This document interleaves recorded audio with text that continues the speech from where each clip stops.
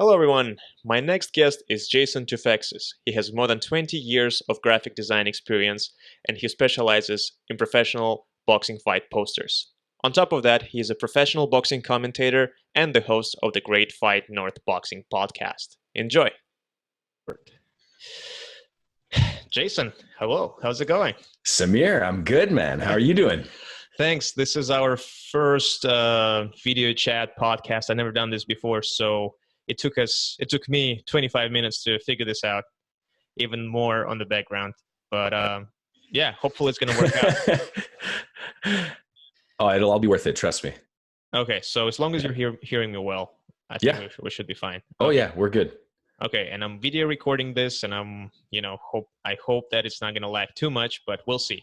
Exactly. Let's try it out, man. Desperate times call for desperate measures, right? Exactly. Nevertheless, I'm glad that you're the first guest who are doing this with me, because I don't know. I don't know how I would go through this with a stranger through all these technical difficulties. I totally understand that. I agree, man. Trust me. I've been there. When we had our, one of our higher profile guests early on, which is Russ Amber, on our podcast, Gr8 Fight North with Ryan Scalia. We had Russ Amber on, who's a legend in Canadian boxing. And we were using an app, and it kept cutting out. It kept dropping, and it was late at night, and this guy's busy and he's waiting to call for his rival boxing company. And I was so embarrassed, man. And then we ended up losing the entire half of the interview, and I made him redo it again. It was awful. So I totally get it. So I'm glad to be your guinea pig for our virtual interview. I'm very happy.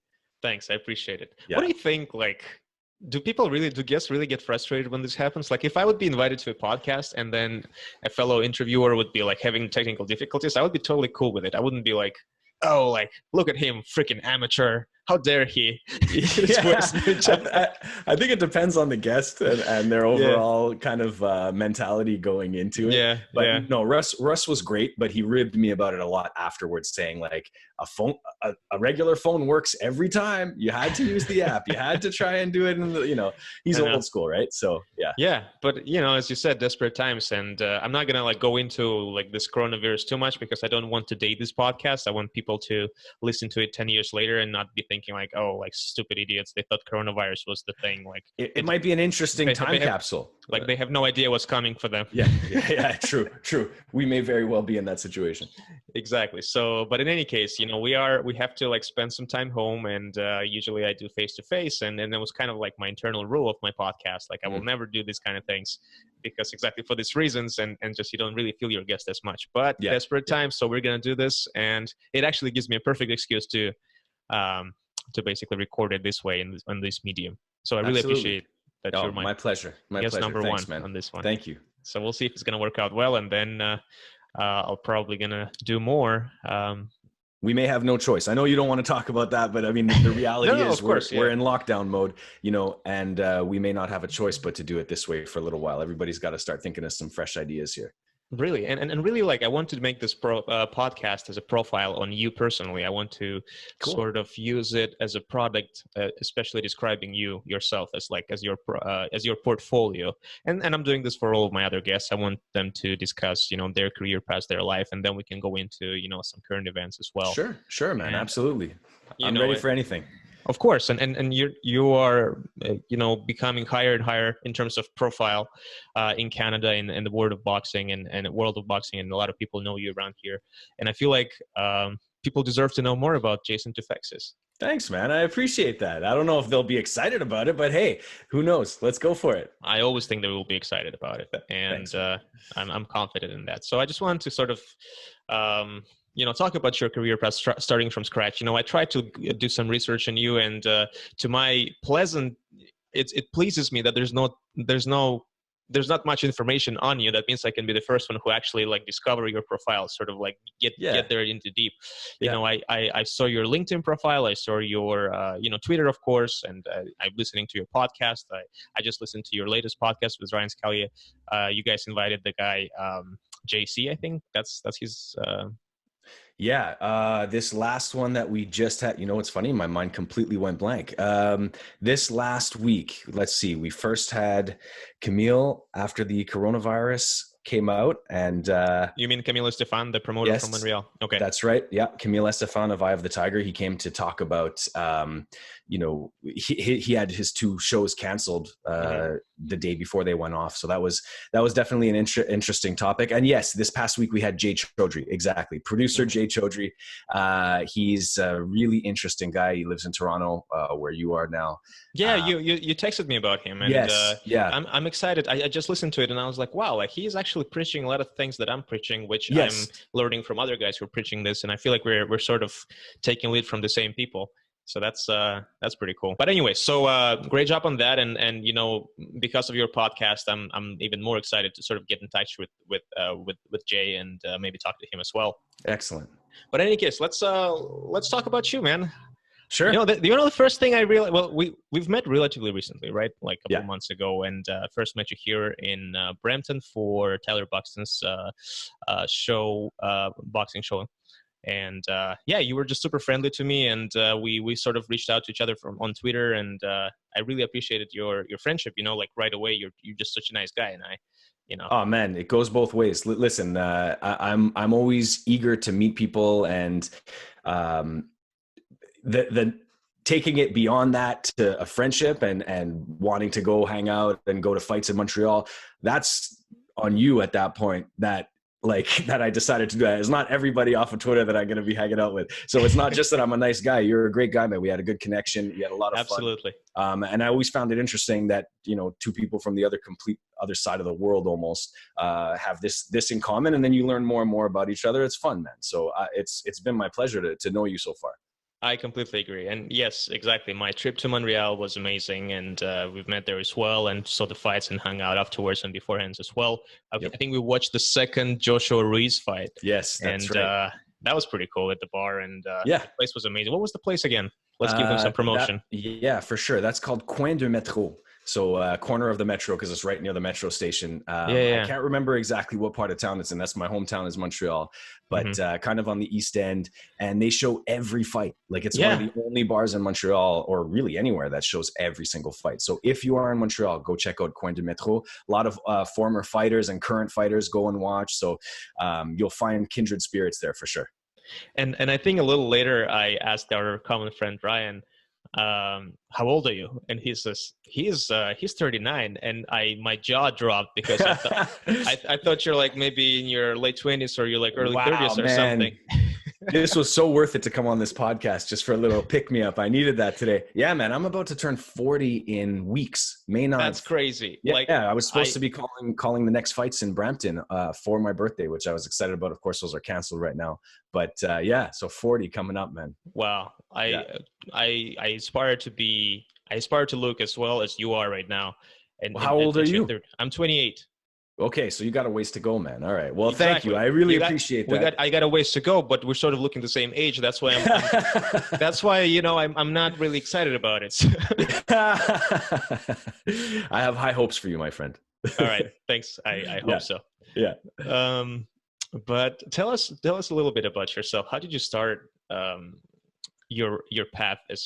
I know that you're involved in boxing, but you're also involved in design as well. And I went through your LinkedIn, and I saw some interesting things about it. I don't want to go through your resume or whatever. No, for sure. If there's something that you'd like to talk about in particular that really kind of pivoted your way towards your interest and career, so go ahead, please do that. Yeah, no, definitely. So, I mean, first and foremost, I'm an artist, a designer. The boxing part is the direction and the that I strategically have put myself into over the last 10 years or so, kind of matching a passion with your skill and making it work. But I grew up in an artistic family. My dad is a fantastic illustrator. He illustrates books and coloring books and kids stuff. So my uncle is an illustrator. My brother is a graphic designer.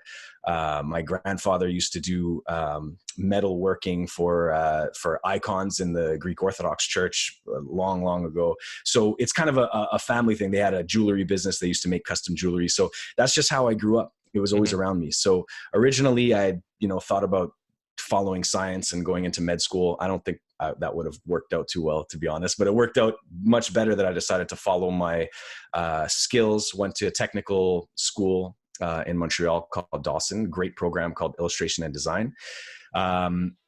that was kind of really a pivot point for me. After my first year in illustration design, the dean of the program called me into her office and said, listen, you're average. Like, you have now a decision to make where you either concentrate and focus to be the best or just quit.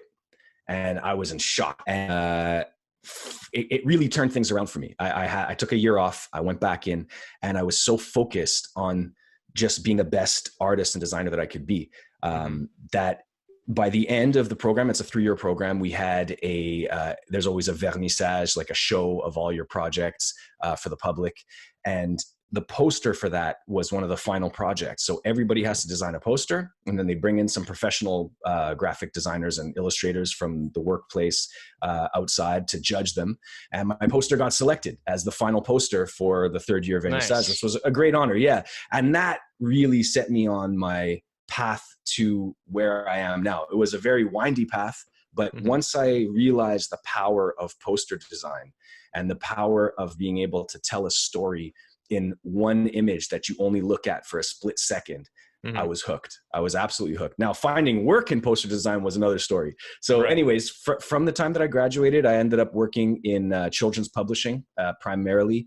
I ended up being an art director for a great publishing company for kids' books called Fidel. And they're located in Montreal. Great books if you got young toddlers and younger. And in that time is when I really started to get into boxing.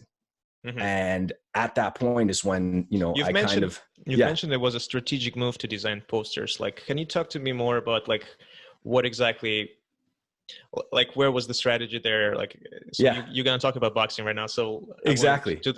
I want to know about your thought process. Like, okay, how can I like strategically get into that industry? So this is where it kind of leads to it. So I had a great time. I was there for 7.5 years at that publishing company, working primarily and only, I should say, in little kid stuff. So teddy bears and bright colors and snails and, whatever else, right? But in my free time, I was watching boxing all the time. I really got into it. I was starting to go to fights.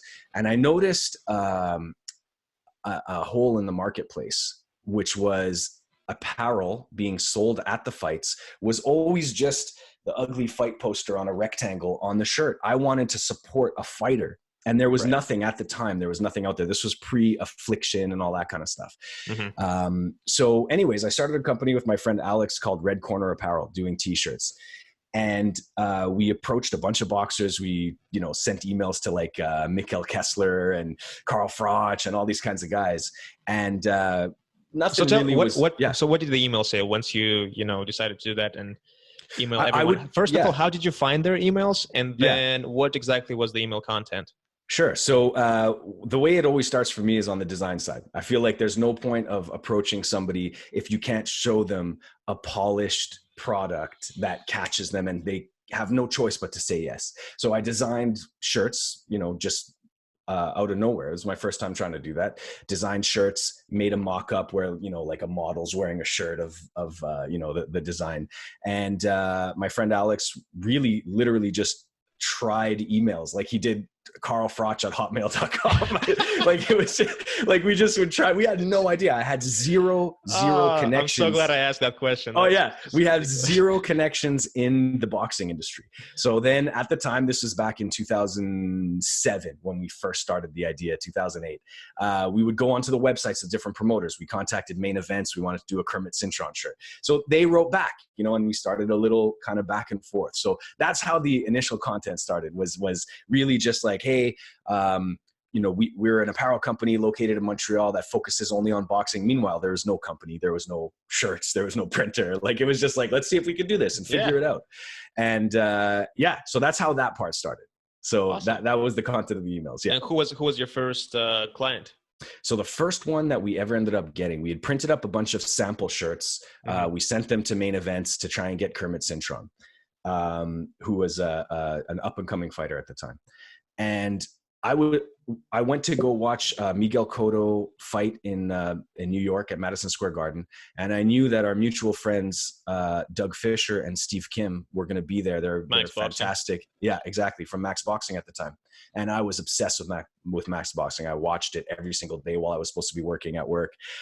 Sorry, my former bosses, if you're watching or hearing this, but so I wanted to go down after the fight to meet these guys because I loved, their content. And just like us with podcasting, and we've talked about this before, you get this feeling of kind of knowing somebody. I went down to the gate and yelled out to Steve and Doug, and they came over, and I introduced myself, and I had my Kermit Cintron shirt on. So Steve asked me about it. I had sent him an email in the past about it, and he said, "Oh, you're the guy with the t-shirts. Okay. Hey, we're going to go out after with Team Margarito to this diner. Nice. Do you want to, I think it's TikTok Diner in New York. Do you want to come with us?" Yeah, of course, man. Felt good, huh? Oh, yeah. So all of a sudden, a guy who's never even met a fighter, even a local Montreal fighter, ends up, waiting in the hotel lobby, and Margarito comes in with his belt. It was like a regional belt at the time. And anyways, we go to this diner, and I'm sitting with my friends. I didn't want to bother Steve and Doug and all those guys. And they call me over and say, "Hey, come sit with us." And Antonio Margarito's walking in, and his manager, who I had just met before, says, "Hey, come check out his shirt." Now, a little bit of background. Margarito had smashed Kermit Cintron in his prior fight, and Kermit Cintron cried in the ring afterwards. And he took a lot of heat for it. I get it, man. I'd be crying too. So Margarito comes up to me, doesn't speak English. He looks at my shirt and he goes, and he starts doing like this. It was like a surreal thing. So anyways, long story short, I ended up going and sitting with Steve and Sergio, Margarito's manager. And Steve just throws a softball to me. He says, "Jason, tell Sergio about this t-shirt company that you have, because I think it's funny when you say that, I can hear Steve's voice in my head." Exactly. Yeah, totally. So tell him about that t-shirt company, because I think this is perfect for a guy like Margarito. And then I pitched it, and Sergio said yes, just like that. I literally had nothing in terms of business plan, we had to get everything going. So yeah, so it was from there. That was it. Our first guy was Antonio Margarito, who was went on to become a very, very popular fighter. So how did this deal happen? Was it like a handshake kind of based? And it was a handshake at first, and then follow up by email, send a proposal, so I put together a proposal with invoice, a bunch of designs. Blah, blah, blah. Yeah, exactly. And from there we worked out a deal that was very bad for me. So not on their part. And this, so that's interesting. Well, let's talk about it. Yeah, why was it a big deal for you? Because I know nothing about accounting or business, at least at that time. I offered, because now we don't have the company anymore, so we might as well just talk about it. I offered 30% of net sales, not of profit. And my cost was insanely high because I was doing low quantities of shirts, and I was trying to find printers to do them. So hold on. When you said you offered 30%, what does that mean? So like every sale I got, let's say we sold the shirts for $30 or $25 US, let's say 30 to make it easy. They got $10 off the top. Got it. No matter what. Okay. So but you offered them 10. Okay. Cool. But my costs were probably like 15, like something crazy, So by the time that you work in everything else, I think we were probably getting $4 or something. And, okay. The proper way to do it is, I would assume at this point, would have been to figure out something off of when you take off the cost and then give a percentage. Right. So it may have even been higher. It may have been 50% actually for Margarito, and then slowly went to 30. Yeah, that's what it was. So at any rate, great experience though. Oh, totally. Now you know. Totally. So, over the years, we had Carl Froch, we had Israel Vasquez, we had a number of really the perfect kind of like hardcore fan fighters, and we sold them online. It was hard for us located in Canada. We offered free shipping because the shipping was so expensive to the States. It ended up being almost $10, which ate out of, the rest of my money. Did it get easier like with other clients, since you got the Margarita one? Then for sure. As soon as you get a portfolio that was working on exactly, right? As soon as you get a name like that, people will say yes much quicker at that point. And it once Margarito got caught for cheating, which he did. He had he says he didn't know about it, but he had plaster in his hand wraps. He was still our biggest seller, and at that point, it just crushed Like it went Right. from, selling shirts to nothing. Mhm. And I had just resigned from my full-time job the week before he got caught. Yeah. Because of that, you wanted to do that full time? Okay. Yeah. So I decided at a certain point I was, it was getting difficult. Ballsy move. Yeah. I told myself I got to give a ton of credit to my wife, Elena, also, who we've both at different times in our relationship together, offered to cover all costs so that the other person could follow some kind of. So were you married at that point already? 2009. Yeah, I was about to get married. We were just about to get married. Nice. And so your fiance basically was helping you out, and you were helping her out. So there's like this mutual partnership where you guys supported each other. Exactly. And that made all the difference. So basically I told myself, look, if you don't try this and give it a full try, you'll always regret. Who knows what it could have led to, And so I handed in my resignation to the publishing company after 7.5 years. I left, had all my stuff, and this sounds like it's fake, but literally the day after, my last day was Friday. I think it was January 24th, January 25th, Margarito gets caught cheating. And our sales went to basically nothing. So, I stayed resigned and told myself, look, do what I can.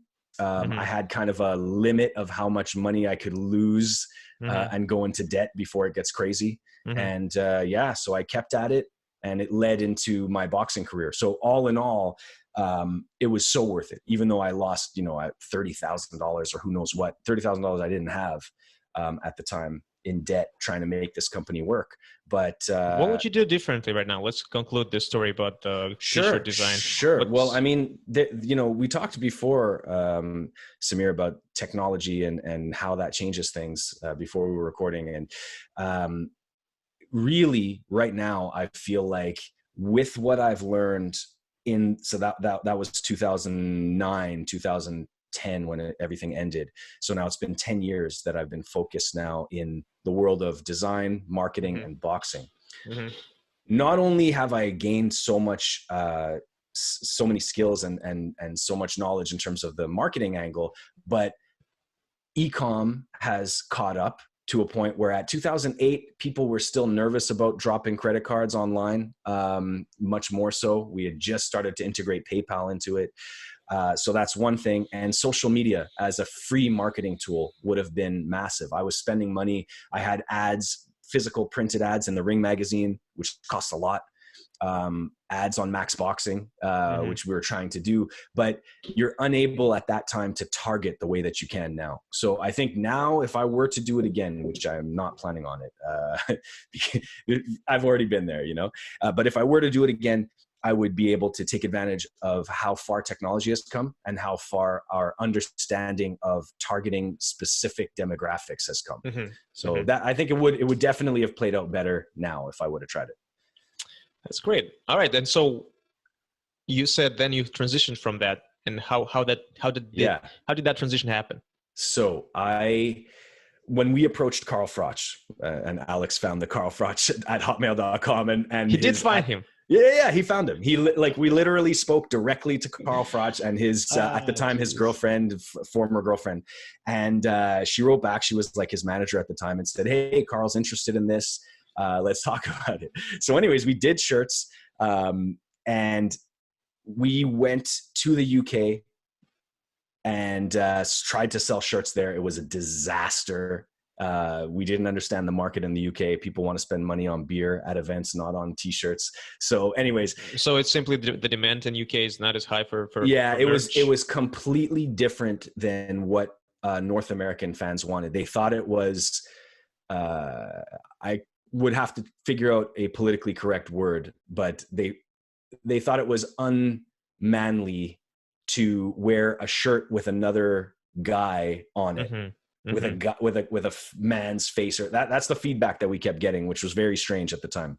Do you think, I'm thinking like, would it make more sense to apply it to football kind of uniform, soccer, right? Just Yeah, to put totally. Frotch on the back. 100%. Yeah, And a big UK flag or shield or something, or totally. But again, that's just learning, you know, and I at that time, I didn't have the business experience to think about doing market research. I didn't even know what market research was. Yeah, I mean, that's a great insight actually into UK market. Do you think it's the same thing right now? Like people are still sort of... Probably not, because the personalized fighter shirts have come a long way since. But if you look at what Affliction did, which came out right as we were starting, and actually stole Margarito away, because what could we offer this little... They weren't putting guys' faces on it. They were putting the names and skulls and fire, and it took off. So who knows? I don't know if I'm ashamed to say or not, but I own 2 Affliction shirts. Buddy, I knew it just from meeting you that you owned Affliction shirts. Don't worry, I could tell. I bought, and before that, I owned another one. It's just like I never knew about. I actually was not aware about what the fuck Affliction is. Yeah. But I just saw the design. I was like, wow, this looks pretty cool. Yeah, for sure. Hey, I thought it was cool at the time too. And then I realized that it's douchey, but I'm still because I still liked it. I don't know. Hey, the designs weren't douchey. The fans of the designs were. That's the thing, right? So it's different. The designs were cool at the time for sure. Yeah. So to bring it all the way back to how I got the boxing job, anyways. So I had done this deal. We did this deal directly with Carl Froch. And after I got back from the UK, we officially sold the shirts with Hennessy Sports, who was Carl Froch's promoter at the time. What does that mean? So the shirt was Hennessy Sports. Yeah, so I approached, or we did. I keep saying Alex and I approached Hennessy Sports and asked them if we could rent a booth at the venue. Hennessy Sports, is this like a promotion company? Yeah, Hennessy Sports is the company that found and started Tyson Fury all the way through to his Klitschko fight. So Hennessy Sports was the promoter of Tyson Fury when he became world champion by beating Vladimir Klitschko. Mm-hmm. So we approached them. We said, hey, we're doing Carl Froch shirts. Can we rent a booth from you at the venue in Nottingham for the big fight against Jean Pascal, which was really kind of an introduction for both Jean Pascal and Carl Froch to the world at that point. So we paid a nice amount for in British pounds for a booth. We decorated it and got it all ready, and we sold, I don't even want to say 10, 12 shirts. We flew all the way there. We had 500 shirts printed. It was a disaster. So at any rate, when we came back, I was contacted by somebody who was representing Hennessy Sports in Canada. And he said, hey, listen, you guys went directly to Carl. You never even talked to us. We could sue you for this kind of thing. And I was like, whoa, I don't want to get into trouble with this, you know. Said, tell you what, design a shirt for us for Tyson Fury, who was literally 1-0 at the time. He had just turned pro. Nice. Design a Tyson Fury shirt for us, and we'll call it even. And then let's work together after that for the rest of our fighters. I thought, this perfect. Let's do it. So I did that, and little by little, this guy would contact me and ask me if I wanted to kind of, you know, hey, you want to come to the fights in Montreal? He was working a lot with Yvon Michel. Do you want to come and do this? And slowly I started to help out with other things aside from designing shirts for them. I started doing stuff like picking up fighters at the airport, bringing them to medicals. Nice. I've done that too. Yeah, totally.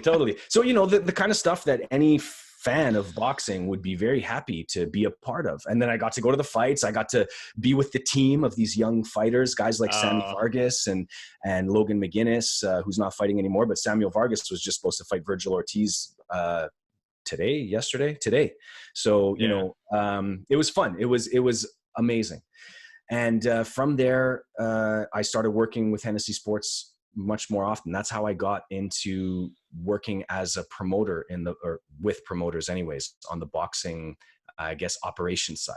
So that was 2010 2010 when I started that. It's funny because I mean, you're in Canada, but you're working with UK fighters, right? Yeah. Is that so? Were you in the UK all this time, or like no? So what we would do is we ran a kind of a subdivision called Hennessy Sports Canada. So we had our Canadian fighters, and because there wasn't a lot of boxing action going on, we had started working with Tyler Buxton back then. That's when I first met Tyler, to put some of our fighters on their shows in Mississauga at the time, and then we'd bring our fighters and fight in Montreal most frequently on Yvon Michel's shows. And then I would fly over to the UK for the big fights and help out on the ground there with anything, with marketing. I did some video interviews. I did whatever it was.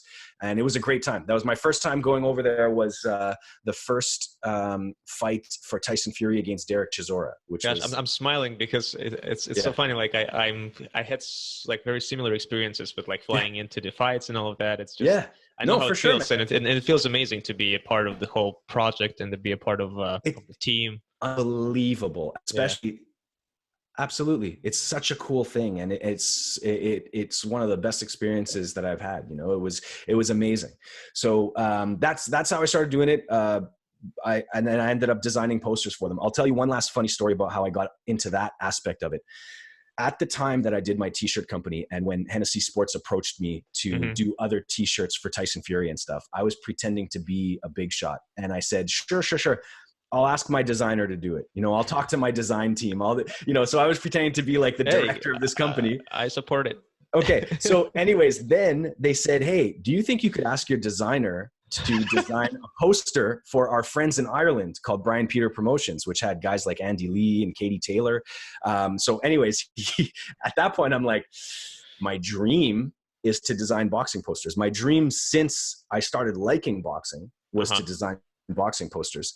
And I couldn't all of a sudden say it was someone else doing it. So I came clean and said, listen, I've been doing all the designs for the shirts. Reality, my friend Shankar did a few of them too. Shout out to Shankar, one of the best t-shirt designers out there, a good old friend from Montreal. But I had to tell them, like, look, it was me all along. I've been kind of, and so yes, I will design a boxing poster. So the first boxing poster I ever did was for a world title fight, Bernard Dunn in Ireland.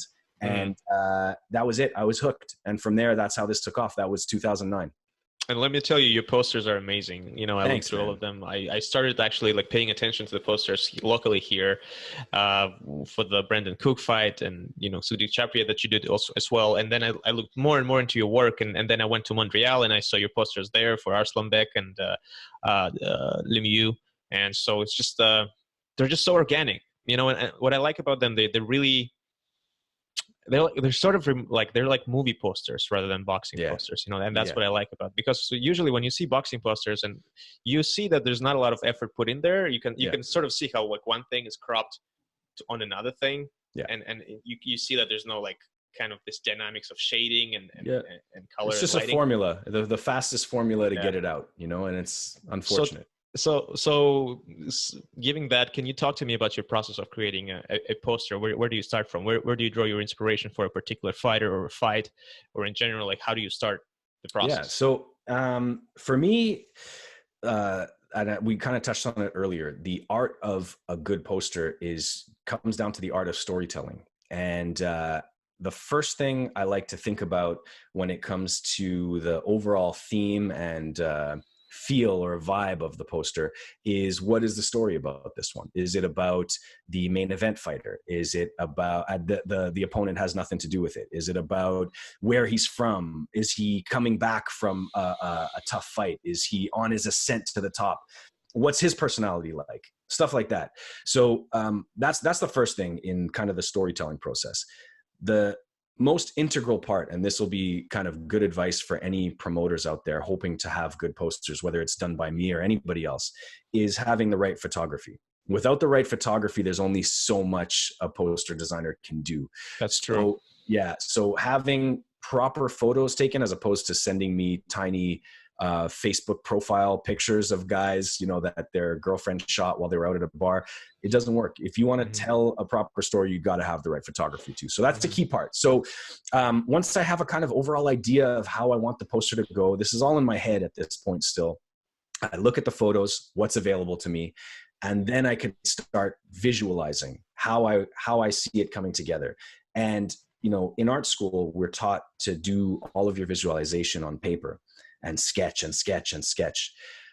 But for whatever reason, at least when it comes to, I do that for certain projects, do that for branding, for stuff like that. But when it comes to boxing posters, I like to design it in my head before I even touch the computer, at least if I have the luxury of time on my side. So, if I'm able to have a night before I have to start and the promoter's not in a huge rush, I start to visualize while I'm doing other stuff, while I'm driving, while I'm playing with my daughter, while I'm cooking, whatever. And the poster starts to come together in my head, picturing how the photos were, how they can fit together, how the colors might work, and where the text might go. What might be that thing that puts it on the next level and away from that formula that you were just talking about. So for me, a lot of that process, every good poster that I have, which I like to think is almost all of them at this point now, later in my career, executed off of visions already in my head before I start on the computer. Obviously parts of it changed because as you get in, certain things don't fit the way that you thought they might. Pieces and colors don't work the way that you had thought they might in your head. But more often than not, if I walk away from what I'm doing, if it's not working, take some time, think about it, problem solve, because design really is problem solving. I'll come back to it and be able to execute. It's very rare that I get stuck now on a design or have to completely scrap one anymore, which is great. So yeah, so a lot of it is in my head. But it's important to have an exploratory conversation with the promoter if you don't know his fighters yet. Like right now, for example, with Eye of the Tiger, I know all the fighters personally. I know all their stories. I've watched all their fights. So I know what the theme and the story should be in my head. And almost always Camille from Eye of the Tiger agrees. But if it was a new client, I would want to ask, what kind of story do you want to tell? And that's really what it comes down to. People don't think that one visual can tell a story. People think only a video or a podcast or a book can tell a story, but one single visual can tell a story. That's a successful piece of art. That's amazing. I was, while you were talking about how your process works, I was contemplating asking you, sharing your thoughts on the upcoming fight and what would you do for a poster. Do you think that sort of thing shouldn't be discussed at all because that's your sort of intellectual property and you don't want anyone to use that? No, I mean, we could talk about it. I'd have to think it through, but let's try. Why not? I've never done that before. Well, the fight that I was thinking about is the third one between Triple G and Canelo. And as you know, there's a lot of drama around it. There's a lot of things that are involved, and there's a lot of history over, like starting from all the way from 2014-15. I would say all these fights were marinating and discussed, and now with the third fight that is rumored, according to sources online, including ESPN, that the fight might happen on September 12th. And so I'm just wondering, like, what kind of emotions would you draw upon if you would make a poster for that fight? At this point, I think the most, the angle, the lowest hanging fruit that you should be attaching yourself to is the bad blood between these guys at this point. And so I would definitely have that at the forefront of my mind while thinking of how to do it. That doesn't mean that you have to do the classic face-to-face with the scowl necessarily, but whether it's in the colors, going with an aggressive, powerful font, whatever it might be, I would definitely move away from the second poster. I was not a huge fan of it. I appreciated what they were trying to do with some of the colors, but I would move away from just a standard two guys punching each other type of thing. We all know that's what these guys do. So we don't need to tell that part of the story that they fought and that they will fight again. Let's go with a real storyline about revenge. Because to me now, Canelo this whole time over the last year or so has been trying to take food out of Triple G's mouth, in my opinion. And Triple G is jaded. You know him much better than I do, but jaded about the fact that he got screwed in his mind twice. So I think it has to be something around that. That's how I would approach that one. Wow, that's pretty cool. Yeah, and I agree with you. It's something like I think the dramatic aspect of it should really like be increased, and I feel like you can tell that story just by designing the appropriate poster that can 100% mirror that emotion. But 100%, especially on Triple G's side. I feel like, you and I have talked about in the past, he was kind of the good guy, the good boy, the friendly, Kazakh, and lately, after getting more and more jaded with the boxing industry, as many or most fighters end up, I think that you have to show that sense of what he's feeling right now, that this sense that he needs retribution and redemption. So yeah, totally. You could totally show that. And honestly, for a fight like this, there is no excuse to not have the best fight poster that's ever been done. Just like with any of the main big multi-million-dollar fights, there's no excuse for you not to have amazing creative for it. You have the budget. Trust me, the budget that they end up spending is 10 or 20 times more than what I would charge to do something like that. So they have the budget. There's no excuse. They could get the photos done. They could tell any story they want. And it just comes down to laziness as to why we see crap posters everywhere all the time. Great. Not everywhere all the time. Some guys do amazing jobs. Some guys, Top Rank does a great job. Matchroom Sports does a great job. That's mostly it. Great. Well, I still think that you're the best in the game. So for me, there's no equals. Thanks, man. I appreciate that. I try every day. Every single poster that I do, I approach it with the thought that this has to be the best poster that I've ever done and the best poster that anybody's ever seen. It doesn't always happen that way, but that's how I approach it. Awesome. Yeah. And another thing that I wanted to talk to you about is that the thing that I did not know before is that you also do commentating for boxing. You're sitting ringside and you do commentating. How did that come about? And tell me more about it. Okay. So that one is, Camille Estefan from Eye of the Tiger has been huge for my career in general. He's always let me just preface that with the fact that you also speak French. Yes, that's right. So I come from Montreal. I'm bilingual. French is my second language. English is my first language, but I do speak French well enough anyways. So what ended up happening was I was doing posters for Camille for several years. At that point, continue to have, but had a great relationship at that time. And there was a big Lemieux fight happening at the Bell Center. And this was the week of the fight. This was Tuesday, and the fight was on Saturday. Talking to Camille about a poster for the next event, and he says, "Hey, why don't you come and do commentary with Corey Erdman for this fight coming up on Saturday?" So I can't go. I mean, no. Book a flight. I'll pay for it. I'll get you out there and just do it. So and was that before the podcast started? Man. Before anything. So I had never at that point done any type of public speaking other than presentations for work and stuff like that. So I have no experience in broadcast whatsoever. But Camille is good at seeing potential talent in people, I suppose, and wanted to give me an opportunity. So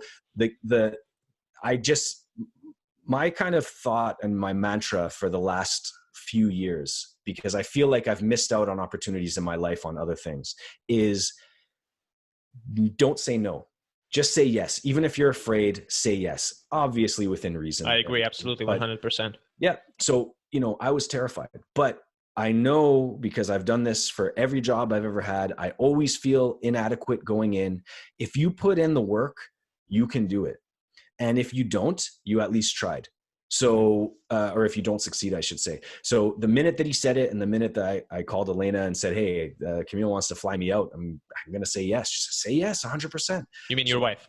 Yes. Yeah. So that night I started, it was actually a Wednesday. My flight was going to be Friday. I started doing research on all the fighters. I watched hours and hours of tape. I had pages and pages of notes that I had prepared. I stayed up all night, 2 nights in a row, which maybe wasn't the best idea when you have to speak publicly after, but I just wanted to make sure that it came down to the fact that I couldn't say, "Hey, I didn't try." You know what I mean? Like, at least I tried. If I failed, that means this wasn't for me. But I wouldn't be able to say, "Oh, I should have just done a bit more work. Oh, I should have done," So I was inspired by Al Bernstein, one of the best commentators in the entire world for boxing. We had flown him out to Toronto to do a fight, to call a fight, a small fight, years and years before.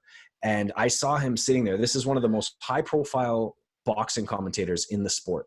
And he sat in the hotel in Mississauga interviewing Mexican undercard fighters that had one fight and, or they were 2-10, 2 wins, 10 losses. And he sat there with every single one of them and let them tell their story so that he could tell it in the ring. And I thought, this guy could have just taken the check, come and talked whatever he wanted, and we would have been happy. But to see him put in that work, I was so inspired. So I tried to do the same. And I could not have done it without Corey being the main play-by-play guy, one of the best commentators. Him and Al Bernstein are my two favorites. And so, you know, Corey walked me through it, told me to relax, told me to calm down. And it was one of the best experiences of my life. I had such a blast. I had so much fun. And I got, so there was no stuttering, that you did not all of a sudden forget how to speak? I don't think so. The second time I flew out for Brandon Cook against Stephen Butler. And that one was going to be my first time on camera. So that last one was only our voices. And we were the English commentary. And then there was a French broadcast team that had the cameras pointed at them. But the second time, we were going to have an on-camera open. And I thought I'd be okay. And then I hear the producer in my head, 30 seconds, and then 10 seconds. And then the camera guy goes like this, and Corey starts talking. Everything went black. I have no idea what happened. I have no idea what I said. And I've never been able to go back and watch it, which I wish I could. I know I said something, no idea what I said, no idea if it went well. It was absolute terror. Completely just blanked me out. That's never happened to me. So yeah. That's amazing. That's a great story. So you're still doing this, because I see you're doing work for Tyler Buxton as well here in Brampton for his show. Yeah. And this is how we met for the first time. You went out and came out in this like it was like a Pulp Fiction scene. You had the smoking on. You're like, okay, Samir, nice to meet you. Let's go. You're like the fixer. You had the suit on and everything. I was like, whoa, this guy is serious. Like, okay. That's hilarious. Okay. Yeah, totally, man. Hey, I take the gig seriously. I like to dress nicely when I can. So absolutely. Yeah. It helps, by the way, that my last full-time job when I was living in Edmonton was marketing manager for a super high-end menswear store. I saw that. Pretty sweet closet over there of I got my employee discounts. So awesome. Thank you to him, Singer. Yeah. This is great. And then let's talk about the Gr8 Fight North podcast. Really, I think for Canada, this is a signature podcast right now. And I don't think there's anything more high profile than this podcast for the Canadian boxing. Correct me if I'm wrong, but that's my opinion. No, I think for what we do and the style that we do it in, you're definitely right. There is another Canadian boxing podcast that's a different flavor, different kind of angle. They're located out in Saskatchewan, and that's Final Shot podcast. Good guys, but it's not the. It's more long format interviews with fighters, generally more local fighters. To Western Canada. It's a lot of fun, different style altogether, a lot more humor, a lot more kind of joking and personal kind of stuff, which is fun. And so it's a different angle. But yes, for what we do. How did that come about? How did you guys decide to start a podcast? You're doing it with Ryan Scalia. Yeah, that's right. So for people that don't know Ryan, first off, he's one of the sharpest boxing minds in the world. It's unbelievable. This guy knows every fighter that is currently active in the amateurs or the pros, and you could ask him, what is so-and-so, what's his style that he fought in the amateurs? And he'll be like a guy from Kazakhstan or Uzbekistan or America or Canada, and he knows everything. He has that reputation, and he has been a guest in my podcast as well. So for anyone who's watching or listening, go back and look for my podcast with Ryan. Yeah. So I had wanted to start a Canadian boxing podcast for a while, actually just a general interest boxing podcast for quite some time. And you know how projects go. I'm sure you were the same way. You have the idea, but you don't necessarily execute. You wait for the right time, or, after this project, So I knew, in terms of boxing knowledge, I don't pretend to be a boxing historian whatsoever. Yes, I have insider industry experience, which helps. I have a lot of great contacts. I have a good reputation still with everybody that I've ever worked with.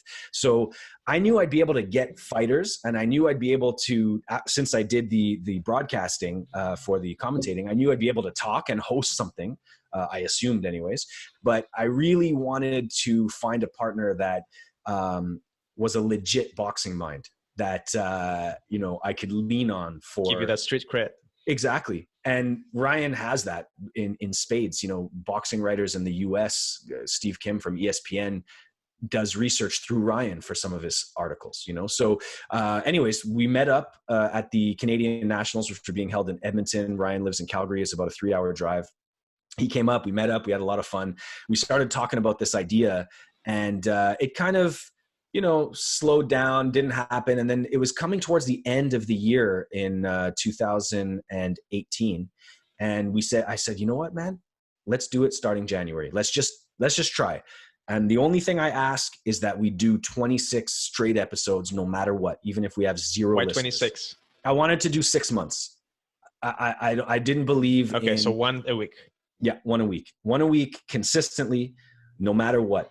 And I really did not want to allow ourselves to be disappointed by the results and then give up before letting this whole process, you know, find its path and finding the comfort zone and how it works. And I felt like 6 months was a good amount of time. Mm-hmm. So we started in January 2019, and the types of guests that we were able to get early, from the fact that, you know, both Ryan and I have a solid reputation and contact list, were fantastic. So I think it kind of blew up in a sense right off the bat. I think our 3rd episode, we had Steve Kim from ESPN as a guest on like a little local Canadian boxing podcast, talking about Canadian fighters. And you know, it was about to be Eliader Alvarez against Sergey Kovalev. Mm-hmm. And he gave us a ton of great insight on that. And from there, I mean, we've had basically everybody that I've wanted to. The only person when did you start the podcast? When was that? January 2019. So it's been a year, almost a year and a half, a year and a quarter. Oh, wow. Listen, this is amazing. I did not know that. I thought it's been around for a while, considering the profile that you guys acclaimed right now. Wow. Yeah. Thanks, man. And again, that all comes down to, because you mentioned the Alvarez Kovalev. I'm like, that was just recently the first time. Yeah, totally. Yeah. We started January, I think it was January 14th or January 12th. Wow. Amazing. Okay. Yeah. Yeah. And so the ability to reach out to people and know trainers still. And, you know, I stepped away from boxing for a number of years. I stepped away from boxing for 3 years completely, where I wasn't even doing posters. I was just jaded by it.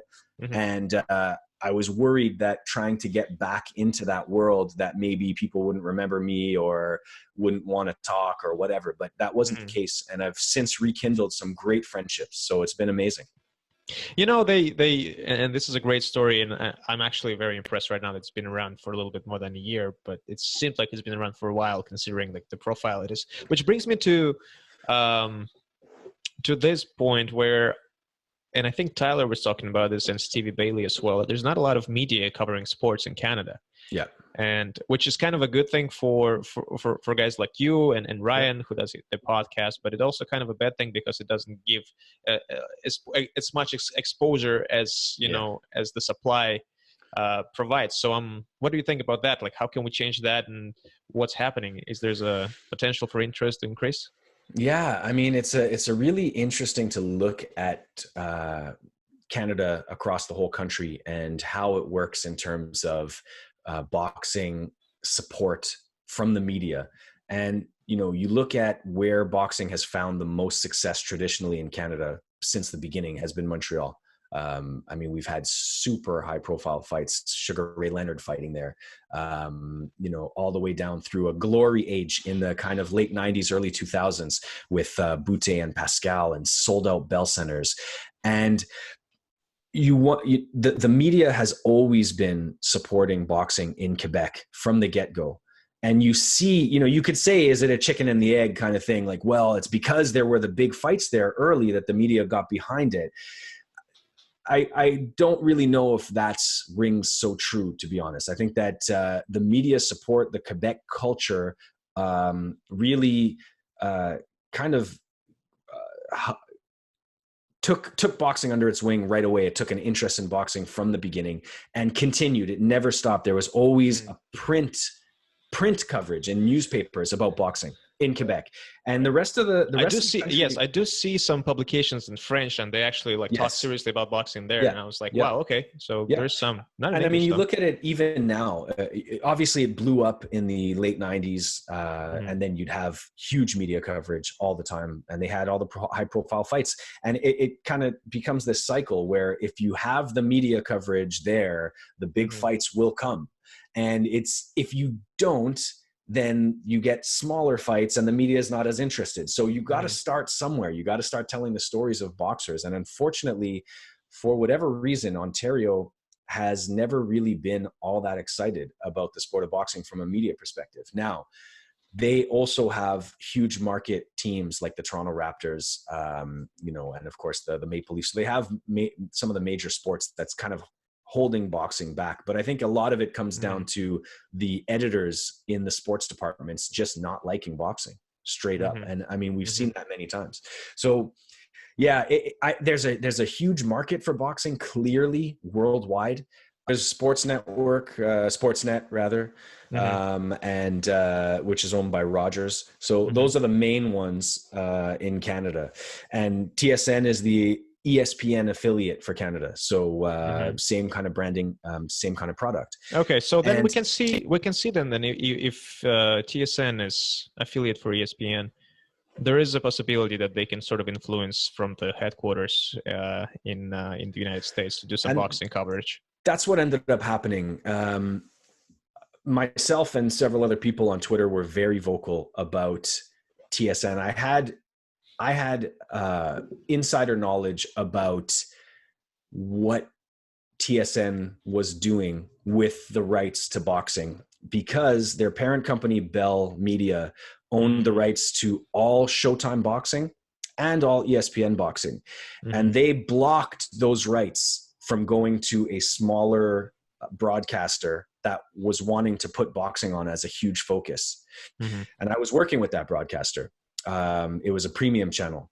And what they ended up doing is telling Showtime's execs at CBS not to allow this to happen.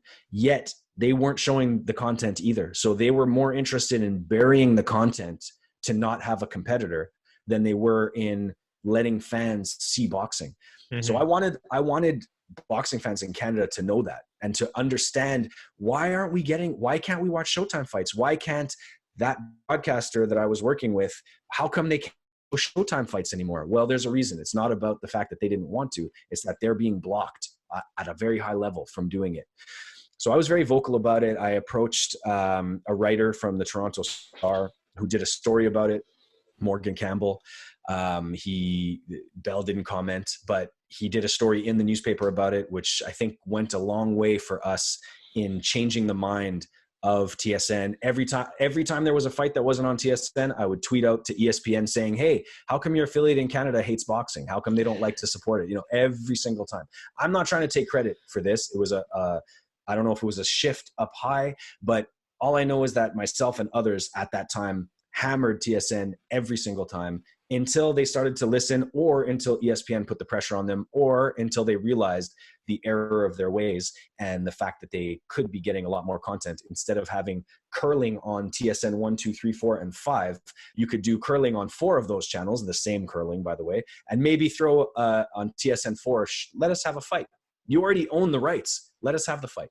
So they did, and credit to TSN, they've been much better at showing boxing. And that's what you need to be able to grow the sport to casual fans across the country, who will then demand that the media covers the sport. So we need content. And it goes both ways, right? If the interest increases because of the supply of the content increases, then the advertising increases as well, and exactly, and so on and so forth. So exactly. So it's a mutual benefit. Wow, it's a great story. I'll cut that one separately, and I'll put that on my promotion list. Perfect. Yeah, that's awesome. So, what are you up to right now? Besides what we just discussed, is there's other projects that you're working on, and where do you see your career going, or where do you hope to end up in the closest time, in the very near time? Granted that we will be able to get outside. Yeah. Let's assume that things pick up and let's leave the uncertainty of the concept that we don't know when boxing's coming back and when we can have big crowds. Let's pretend that this thing didn't happen. So where do I see, the next couple of years, and what am I working on? Over the last few years, I've been niching, and that's where I talked about strategy, strategically choosing projects that are going to get me closer to my goal, which is to only be working in boxing, which is what I am currently doing, which is great. So over that time, over the years, I've done graphic design for all sorts of things, for clothing, for kids' backpacks. Over the last 2 years specifically, I gave those away to other designers. I turned down jobs and only focused on boxing and boxing design. And that's kind of where I want to take this further. So, my name's getting known a little bit more. My work's getting known a little bit more, which is great. I'm getting people approaching me now, asking for posters instead of in the past having to ask them. So really what I would love is to do exactly what I'm doing right now, but at the highest elite level of the sport. And it's not anything negative on Eye of the Tiger, who have given me the creative freedom to produce my best work that I ever have. So huge thanks. And I would never leave doing work for Eye of the Tiger. But what I feel is, instead of taking jobs from smaller promoters that could go to newer designers that need experience, just like when you get a guy like Triple G and Canelo, they're at the elite level of the sport. They're fighting at the elite level. They're getting paid at the elite level, and they're producing at the elite level. I know I can do that. I have 100% confidence that I can produce the best creative out there. So now it's just a matter of getting recognition from one of the big guys in the industry who want to work with me. And that's my dream. My dream is to be able to produce creative, visual creative for the most high profile fights that happen, historic fights.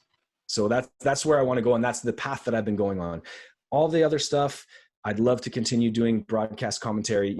All of this was a part of kind of creating a personal brand in boxing, Canadian boxing, as when you think of me, you think of boxing in Canada. And so that was strategic over the last few years. And I think that was accomplished successfully. Thank you, man. I really appreciate that. And I like it. I love it. And it's made a lot of great friends like you, a number of really good friends, great contacts, great networking. And it's my passion. So that's what I want to be doing. Awesome, man. This is very exciting, and I wish you all the best and good luck with all of your beginnings and your career future. And Thanks, I'm very confident that you will accomplish all of your goals. How can people find you, your social media, and where can they see your portfolio? Yeah. So my company is called Undisputed Design. So undisputeddesign.com. Go on the website. You could see a selection of my favorite posters that I've done. I haven't counted, but I've done, I'd say, either close to or over 200 posters in the last 10 years. When you include all the undercard designs and all the other stuff. So there's about probably 30 of them up there. Some of the stuff from the past, I'm not showing anybody. Some of it was terrible. That's something also that I'd like to say, sorry, before we get into that, for aspiring designers out there who see some of the work by some of the top designers in sports design. I see work that every single day, I follow a ton of sports designers on social media, and I see their stuff and my jaw drops thinking, how did they do that? Still myself. And I've been a professional designer now for 20 years. So, well, that's good. You're keeping tabs on everyone. 100%. You have to. And Samir, you see it, what you just mentioned earlier about the formulaic posters and these things that look like they're still from 2002 that guys are doing. That's because they're not out there looking at trends constantly. And that's what I spend my entire day doing is I'm completely inside the world of design, sports design, boxing. And if you're not upping your own skills and following trends and trying to even create some trends, to me, there's no point. You're going to be stuck. And we see it every single day when posters come out. You see a poster, you're like, is this from 2020 or 2008? And you literally have no idea. So, So anyways, it's really important to not to think that, oh man, how am I ever going to get to a certain level as a designer? It comes with practice and it comes with time. Just like a fighter, no fighter is going to enter the ring for their first fight for a world title. I mean, unless, very, very, very, very, very rare circumstances, but you need to put in that work. So start designing, and you'll see how quickly this kind of stuff can come to you if you got a good eye for it. But anyways, you can follow me on my work on undisputeddesign.com. You can also find me, Jason Toufexis, on Twitter, Facebook, Instagram, where I'm not nearly active enough, especially. Which I'm surprised, by the way. I know it's a visual. It should be the one that I'm the most, and I don't know why. Gotta do it, man. Gotta do it. No, I know. So JASONTOUFEXIS. That's the best way to find me on all the different social platforms. Perfect. And I'll try to put in some tags under your visuals so that we can constantly see. Yep. I'm always open to talking with anybody, whether you're a designer, a boxing fan, whatever. My DMs are always open, and I love to hear from people. So if anybody has any questions about anything, anytime, or just wants to chat, hit me up. And how can your listeners find the Gr8 Fight North podcast? Yes. So great. Gr8. That's the key. It's not great, the word. It's Gr8 Fight North. You could listen to us on any podcast platform, Apple, Stitcher, Spotify, you name it. And you can find us on Twitter at Gr8 Fight North, Facebook at Gr8 Fight North, and Instagram at Gr8 Fight North. So we'd love, please listen, share, throw us a rating, man. And as you know, it makes a huge difference. Awesome. I agree completely. Well, this was great, Jason. It's very inspiring. I feel like a lot of people will listen to it and sort of get inspired to do the same. I know that there's a lot of aspiring designers and just people who would like to be in the sport of boxing, to be a part of the team, and to hear how you were grinding, and especially hearing about your failures. I'm a huge proponent of that. When people, especially the successful people who talk about their lives and they discuss that, hey, it wasn't always this great, I failed in this and that, and to see how you said you lost $30,000, but then you sort of got back up and started involve yourself even more and eventually got successful. I feel like it's important for people to know that, and I really appreciate that you don't mind talking about it, because for sure, man. It takes a lot of guts. Without those failures and those losses, you can't appreciate when things are good, in my opinion, anyways. So absolutely. All right, Jason, I would shake your hand if we were not on quarantine. So I'll salute you. All right. Salute, my friend. Thank you. Stay healthy. Stay safe.